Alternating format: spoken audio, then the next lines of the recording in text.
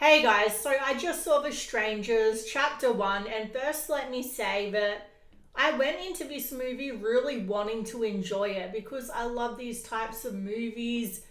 I love home invasion movies like Shut In or Panic Room, and then those creepy cabin in the woods type movies. You know the ones I'm talking about.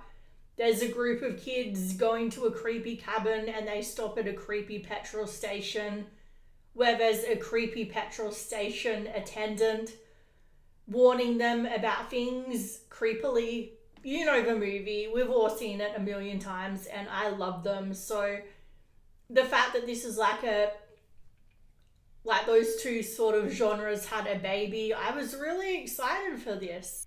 But unfortunately, this movie didn't even scare me enough to rethink my dream of owning my own home in the woods. So yeah, we've got two other movies coming out soon. I just did a trailer reaction to one, Never Let Go, which is a horror starring Halle Berry set in the middle of the woods. Then we have Shyamalan's daughter's horror movie, The Watchers, which is another horror movie set in the middle of the woods coming out this year. So, hey, I've got those to look forward to. So, as for the plot, it's pretty standard. The couple are staying at an Airbnb. People try to break in and kill them. And we definitely feel that sense of paranoia, like the whole town is out to get them. Who knows if that's true or not? That would be an interesting plot twist if it was like that movie, The Cabin in the Woods, I think it's called, where it's like a huge conspiracy to get people in this cabin to kill them. I doubt they're going in that direction, but that would be fun. Anyway, so the acting was decent. The main girl, Madeline Petcht, I don't know, she was on that show Riverdale. I could never really get into it, but I thought she was a decent actress. She's also on this as a producer and she did a good job. So did the guy. There's no problems with the acting. And the setting, the woods at night with all the fog, it was really effective. So yeah, there is some good things about this movie. Visually, it looked really good. So I haven't actually seen the original movie that came out in 2008 starring Liv Tyler and that guy, Glenn Howerton from It's Always Sunny in Philadelphia. I know he's in it. I don't know if he's one of the killers, but if he is, that would be so perfect. So from what I've heard, I can only go off what I've heard, but I've heard this off a lot of people, is that this is pretty much a copy paste of the original. So if you've seen the original, I'd really like to know your thoughts down below. I'm not going to judge. I can't. I haven't seen the original or Pray at Night, so I'll have to check those out eventually. I just haven't had time at the moment, but I definitely want to see those. Okay, so I feel like everything I'm about to say is fairly obvious, but still I want to say spoilers so nobody can come after me. You know, it's pretty obviously heading in that direction. But anyway, we have the trilogy planned. So for those of you that don't know, this is going to be a trilogy that's a prequel to the 2008 movie. And Madeline Petcht is signed on for all three movies. So if she's on for three movies, then obviously she survives this. That's pretty obvious. We get a mid-credit scene. You can stay for that. It doesn't really add too much. Where she survives. She's at the hospital and we see a stranger in bed next to her. So it's implied that she's about to die, but obviously she's going to survive this movie and the next movie to make it to the third movie. And obviously the guy isn't going to survive. They're not going to have both of them survive. So yes, he dies. And look, I will say this intrigued me enough to want to see the second movie. Look, I'll say if you're a real hardcore fan of this genre, go see the movie. It's worth seeing it if you have nothing better to see, but I would say stream it, wait for streaming, same for the others. But who knows, maybe it could turn around with the sequel. We've seen it before with like Annabelle Creation. Sometimes it gets better, so hopefully it'll do this for this as well.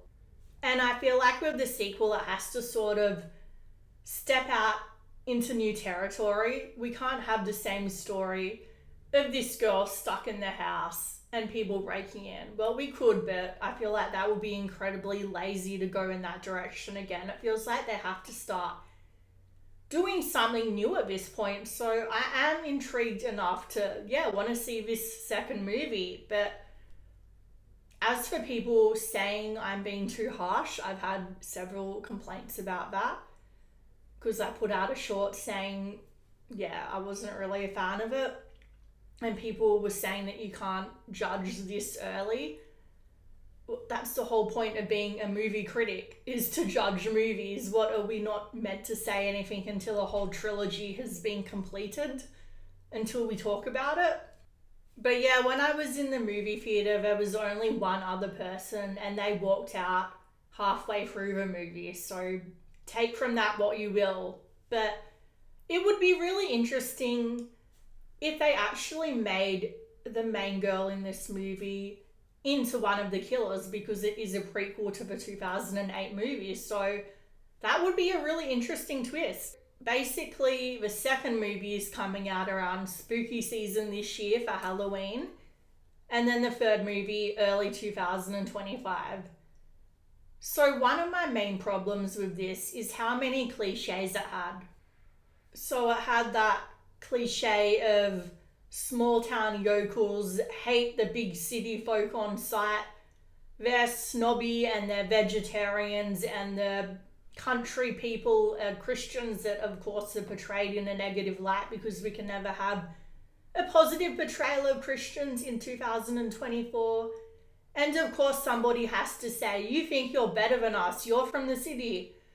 I swear I've seen that in like 10 other movies of this nature, but hey, I like it.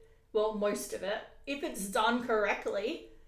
But unfortunately, this was not done well. It just wasn't executed in a way that showed any passion for what they were doing. It felt like there was no intensity, no soul. It felt very bland, generic, formulaic, like they were going down a checklist of cliches they thought they had to throw in without any actual enthusiasm for the genre. So there's the unbelieving partner cliche. So the girl is in the cabin alone and sees one of the strangers for the first time. The guy comes in and says, you probably mistook a picture on the wall for a person. Yeah, because that happens so frequently. So the characters, I just felt like I didn't engage with them. I didn't feel a connection with them. And for a movie about these characters trying to survive, it's so important for us to actually care that they survive. And the guy just felt like someone I wouldn't want to know in real life. And fair enough, that can still be an interesting character, but he wasn't interesting.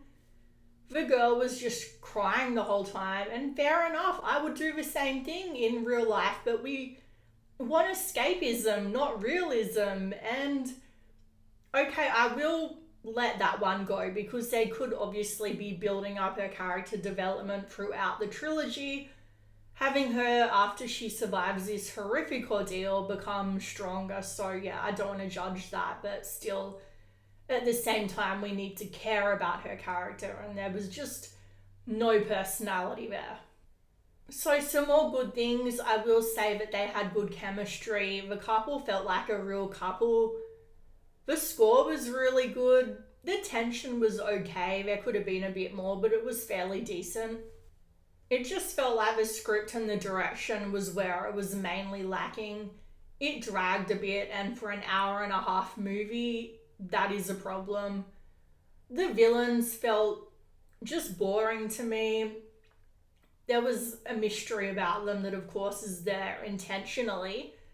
It's sort of like Funny Games. It's just about nihilism. We're not really meant to know them too much, so apparently we are going to find out a bit about the strangers this time in this trilogy, but still it feels like it's mainly just about nihilism and they're just meant to be there. Like they say in the end, because you were home, and I get that, but still it feels like there was no threat behind them. There's just this girl singing away in a dress, holding an axe, and it's like, really, I'm meant to be scared of you? Not saying that a girl in a dress can't be a badass, but still, the villains just needed work. Overall, I would give this a 7 out of 10, and I think I'm being generous with that. So I don't think I'm being too harsh with that. But let me know if you disagree. I'd really like to know other people's opinions down below. If you've seen this, what you thought, please like, comment, all of that YouTube stuff. Thank you.